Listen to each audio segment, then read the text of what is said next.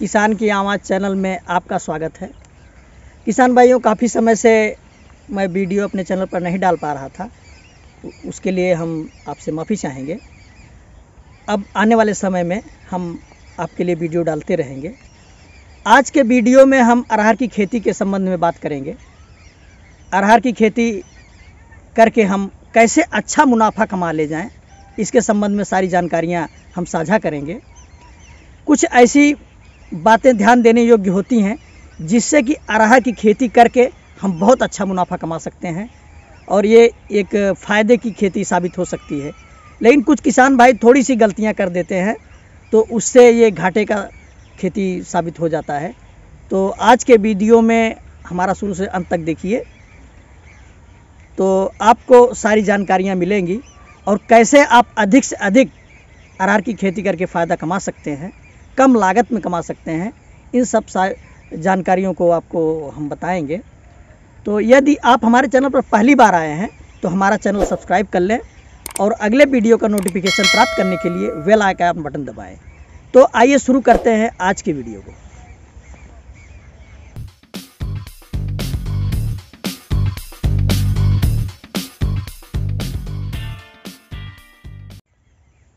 किसान भाइयों, अरहर या तूर, इसकी दाल जो है प्रोटीन से भरपूर होती है। पूरे भारत में ये लगभग सभी परिवारों में खाया जाता है और अपने डेली के डाइट में लोग शामिल करते हैं। इसे प्रचुर मात्रा में प्रोटीन मिलता है और पकाने में भी इसको आसानी होती है। तो हम बात करेंगे किन स्थानों पर ये पैदा किया जा सकता है। मेरा मतलब है आप किन ज़मीन पर इसको पैदा कर सकते हैं। इसके लिए सर्वाधिक उपयुक्त ज़मीन होती है बलुई दोमट। फिर भी कोई बात नहीं, यदि आपके पास बलुई दोमट मिट्टी नहीं है तो आप जो है 6.5 से 7.5 pH मान की ज़मीन आप कहीं भी इसका चयन कर सकते हैं। बशर्ते कि ध्यान देना होगा कि बरसात की ये खेती है, जुलाई के महीने में इसकी बुआई होती है, तो बारिश होती है तो उससे इस फसल को बचाना पड़ता है। इसके लिए ज़मीन हमेशा ऊंची होनी चाहिए ताकि बरसात हो और पानी निकल जाए, अन्यथा आपकी फसल बर्बाद हो जाएगी। तो बुआई से पूर्व हम अरहर को मतलब बीज को हम राइबोजियम कल्चर से शोधित कर लेते हैं।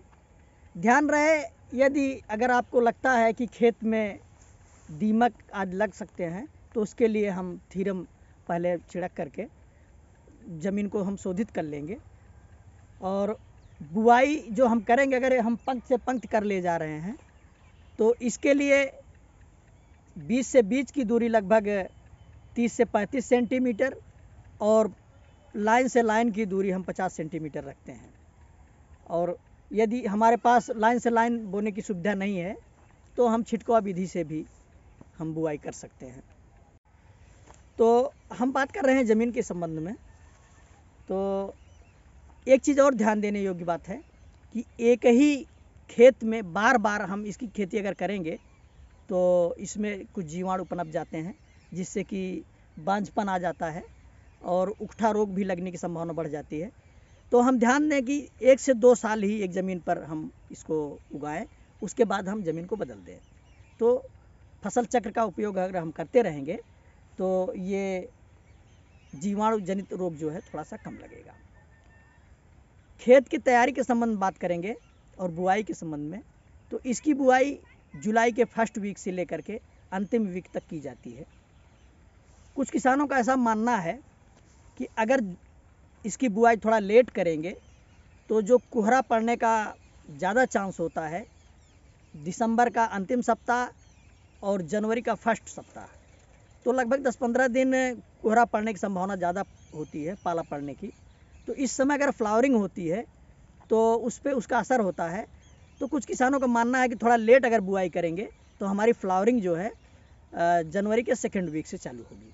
तो इस चीज़ का भी आप ध्यान दे सकते हैं, इससे भी आपको फ़ायदा होगा। रही बात बीज के चयन की, तो बीज का चयन जो अधिक मुनाफा देने वाली है फसल है, हमारे एरिया में बहार अरहर का ज़्यादा वो प्रयोग किया जाता है, इससे बढ़िया मुनाफा होता है। खाद के संबंध में बात करेंगे तो यदि आपके पास मौजूद हो तो प्रति एकड़ के हिसाब से 10 से 12 टन सड़ी हुई गोबर की खाद खेत में फैला दें। उसके बाद 2-3 जुताई कर दें। 2-3 जुताई करने के बाद 1 किलोग्राम प्रति बिस्वा या लगभग 25 से 30 किलोग्राम प्रति एकड़ के हिसाब से DAP और लगभग 15 किलोग्राम पोटास, इसमें अधिक खाद देने की आवश्यकता नहीं पड़ती है, खेत में फैला करके और उसके साथ बीज भी हम इसमें डाल देंगे। तो बीज की मात्रा की बात करेंगे तो 1 एकड़ के लिए हम 4 किलो से लेकर के 5 किलो बीज हम प्रयोग करते हैं। बुआई के बाद हम जब फसल हमारी लगभग 4 से 5 सेंटीमीटर की हो जाए तो हम खेत की निराई गुड़ाई करके हम उसमें से खरपतवार को निकाल लेंगे और उसमें हमें खाद देने की तो आवश्यकता नहीं है। और बारिश के सीज़न में उसमें कोई कीट लगने की भी संभावना नहीं होती है। तो यदि हमें लगे कि इसमें मकड़ी या ऐसा कोई कीट लग रहा है तो हम कीटनाशक का उपयोग कर सकते हैं, अन्यथा हमें किसी भी प्रकार के रसायन का प्रयोग करने की कोई आवश्यकता नहीं पड़ती है। फसल जब अगस्त के लास्ट में अगर बोई गई है पहले थोड़ा, और अगर लेट बोई गई है तो सितंबर महीने में जब हमारी फसल लगभग 2 फीट ऊंचाई हो जाए तो हम ये ऊपर का जो ये निकल रही है, इसको फुनगी बोलेंगे या टिप बोलेंगे, इसको हम इस तरह से तोड़ देते हैं। इससे क्या होता है कि ये सीधे ऊपर नहीं जाती है, वहीं रुक जाएगी, तो उसमें डालियाँ ब्रांचेज अधिक मात्रा में आएंगी, तो इससे जो है हमारी पैदावार बढ़ जाती है। उसके बाद जब ये दिसंबर का महीना लगेगा तो उसमें धीरे धीरे फ्लावरिंग चालू होगी। हम आपको दिखा रहे हैं फ्लावरिंग चालू हो गई है। तो दिसंबर के महीने में अभी ये जिस तरह से ये फ्लावरिंग हो रही है, ये देख रहे हैं कोई कोई इसमें भी फल भी लगना शुरू हो गया है, ये छोटे छोटे फल आ रहे हैं। तो इस समय अधिक ध्यान देने की आवश्यकता पड़ती है। सबसे ज़्यादा जो कीटों से नुकसान होता है ये इसी अवस्था में होता है। तो हमें 2 से 3 बार इसमें फंगिसाइड जो भी आपके पास उपलब्ध हो, साफ, मैंकोजेब, कार्बेंडाजिम मिला करके, इसमें कीटनाशक तमाम इसमें मार्केट में उपलब्ध हैं, क्लोरोपायरिफास या वो इक्का, तमाम नामों से कीटनाशक उपलब्ध हैं।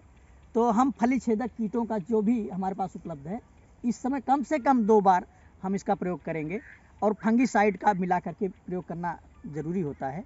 इसके लिए हम कॉपर ऑक्साइड का भी प्रयोग कर सकते हैं। तो ये सावधानी विशेष रूप से देनी चाहिए, इससे जो हमारी फलत बढ़ जाएगी। तो हम अगर 2 से 3 बार इसमें कीटनाशक और फंगिसाइड का उपयोग कर देंगे तो हमारी फसल अच्छी हो जाएगी। और जो कीटों से नुकसान होता है और ये जो सर्दियों के सीज़न में कोहरे वोहरे से जो नुकसान होता है, ये फूल इसमें जो झड़ जाते हैं, इससे हम बचा लेंगे तो हमारी उपज बहुत अधिक बढ़ जाएगी। जहाँ पर हम सामान्यतया उपज लेते हैं 10 से 12 क्विंटल, तो हमारी उपज बढ़ करके 15 से 16 क्विंटल प्रति एकड़ तक पहुँच सकती है। तो